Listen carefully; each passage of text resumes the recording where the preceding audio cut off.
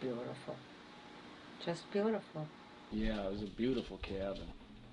And it was a place that kind of brought the family together because we always came up north for the weekends and work on the cabin and spend the weekends up here. The deer came right up to the back deck. We had a deck in the back off the family room.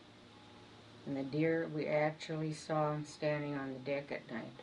We also had a fire pit where we sat around at night and sang and roasted marshmallows and, you know, we had a yard light so it wasn't real dark outside. Everything was in there and everything burned. It was just a total explosion. At first it was kind of surreal, like, well, no, that fire is not going to reach here. They'll come and put it out before the fire gets here.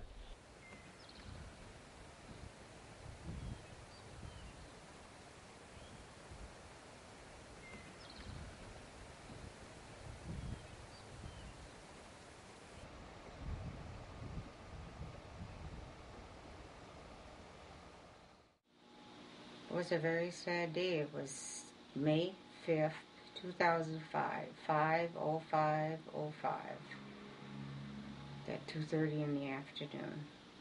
There was nothing recognizable left.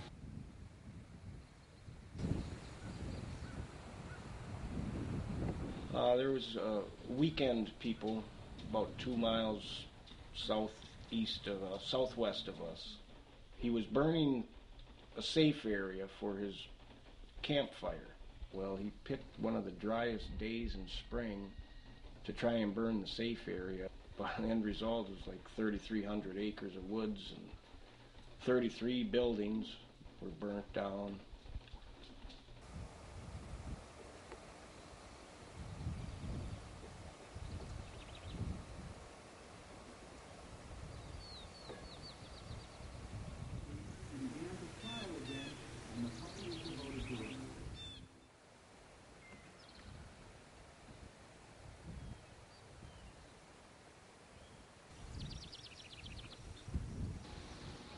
We went up the next day and my van was about 2 feet off the ground. It exploded. It was a 1984 Dodge van. It had collectible plates, full of gas, ready to take it out on a trip.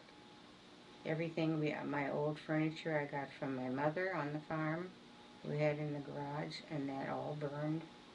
Dressers, all the stuff that she sent me that we took home from North Dakota. All our lawnmowers, we had 2 riding lawnmowers. We had a boat. We had brush cutters.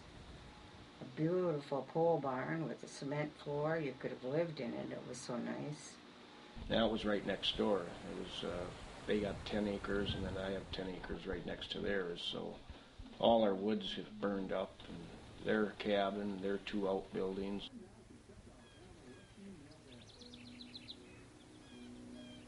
We had a beautiful yard.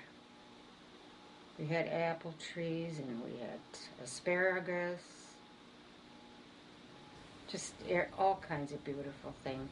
Lilac bushes all over. Grapevines. And nothing was left. Everything burned. The horses, because they grazed the pasture down to dirt, you might as well say, they were fine. We opened the gate so they could go run from the fire, and they stayed right in the corral. They knew they were safe. I burned a lot of bonfires in the wintertime to burn brush and stuff, so they were used to fire. As you know, they didn't scare them that bad. And when they allowed us back in, sure enough, the horses were there, right in the corral. The dogs went in the corral with the horses. We lost everything in the basement. We had a bar in the basement. We had stained glass windows in the basement to divide the bedrooms.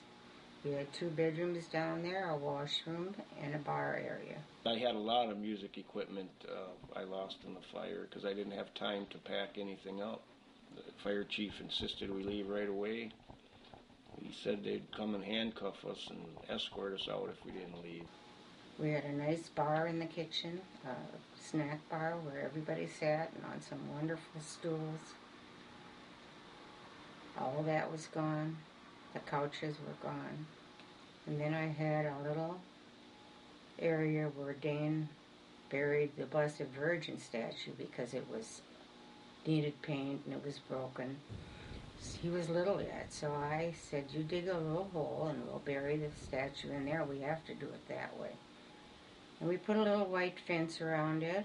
Everything was burned around that area. Everything, the grass, except that little white fence was still standing there without a touch of smoke on it. I've accepted the fact that it's mostly material things. We did lose 2 cats in the fire, but it's material things, and we're slowly building back up the things we have, and it doesn't pay to dwell on it because it'll only keep you from going forward. It was a dream all my life to have a log home. I lived on a little old farm in North Dakota. It was a 2,000-acre farm when I lived there. It was called Crown Butte Farm.